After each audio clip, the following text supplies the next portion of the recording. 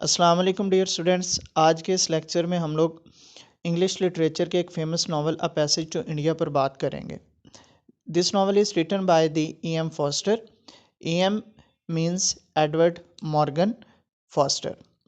तो सबसे पहले हम लोग अगर इसके टाइटल की बात करें तो the title of this novel is taken by the famous poem of the Walter Whitman, leaves of grass. तो लीव्स ऑफ ग्रास से इसने ये टाइटल पिक किया है।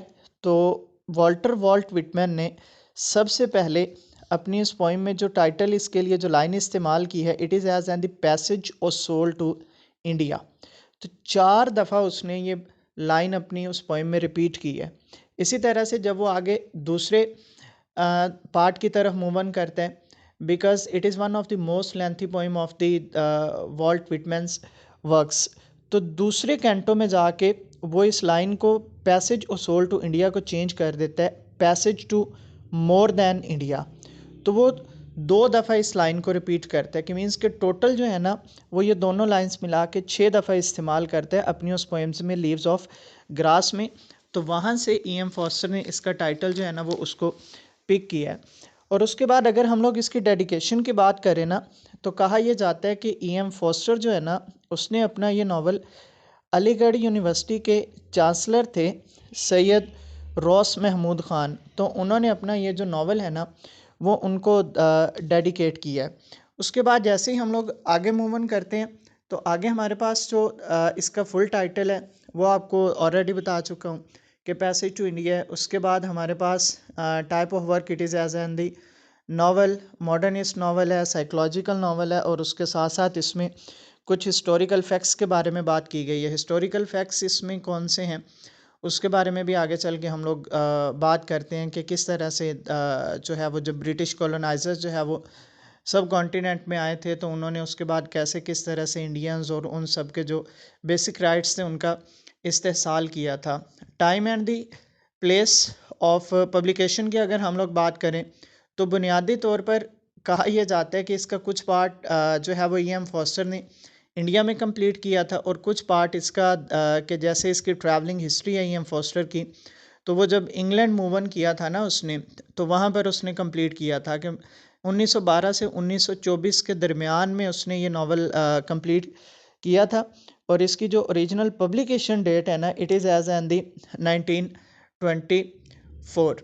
उसके बाद अगर नरेटर के बारे में हम लोग बात करें कि उसने कौन सी नरेशन इसमें इस्तेमाल की है, फर्स्ट पर्सन है, सेकंड पर्सन है या थर्ड पर्सन है, तो फॉस्टर इसमें जो है ना वो एक अननेम्ड थर्ड पर्सन नरेटर की बात करता है। और जो पॉइंट ऑफ व्यू है इसका वो थर्ड पर्सन के साथ जो है ना वो एक ओमनिसेंट पॉइंट ऑफ व्यू के साथ जो है ना वो बात करता है। और उसके साथ साथ जो सेटिंग जिस तरह से हम लोग जो भी पार्ट्स इसके फिक्शन वगैरह के जो है ना वो पढ़ते हैं, तो उसमें सेटिंग हमारे पास जो है ना वो पर्टिकुलरली इंडिया के जो 2 शहर हैं, एक शहर उसमें हमारे पास चंद्रापुर आ जाता है और दूसरा हमारे पास माऊ का जो सिटी है। ज़्यादा जो नावल है ना, नावल की जो सेटिंग है, जो एक्शन है या जो कहानी है वो चंद्रापुर में है, लेकिन बिल्कुल लास्ट पे जाके जो है ना कुछ इसका एक्शन या कुछ इसकी जो सेटिंग है ना वो माऊ में है। और इसके अगर प्रोटैगनिस्ट की बात करें तो डॉक्टर अजीज़ हमारे पास जो है ना वो इसका सबसे फेमस कैरेक्टर है। उसके बाद आगे हमारे पास इसमें फिर कुछ इसकी बायोग्राफी आ जाती है E.M. फॉस्टर की, तो यू कैन सी इट और you can check it in the video. तो मैं एक एक करके स्लाइड को रोल करता जाता हूँ, तो आप लोग यहाँ से इसकी बायोग्राफी जो है ना वो देख सकते हैं easily. It is as an the childhood home which is in the Rook Nest. There is as and the college life of the E.M. Foster. Then there is as and the graduation. There is as and the tutoring. Then there is also as and the written works and the publication dates of the E.M. Foster's written works. Then there is as and the personal life. Personal life के बारे में इसमें यह कहा जाता है कि ज़्यादातर इसने डिस्कस नहीं की अपनी पर्सनल लाइफ के, उसको ज़्यादा इसने हाइड ही रखा था लोगों से जो है ना।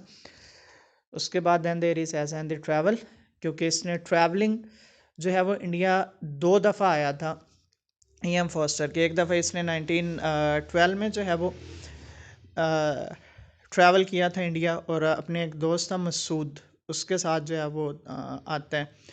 उसके बाद फिर ये इंग्लैंड चला जाता है। इंग्लैंड से फिर जो है ना ये 1921 में दोबारा जो है ना वो इंडिया वापस आता है। जब दूसरी दफ़ा आता है ना तो फिर आगे ये पैसेज टू इंडिया जो है ना इसको कंप्लीट करता है ये।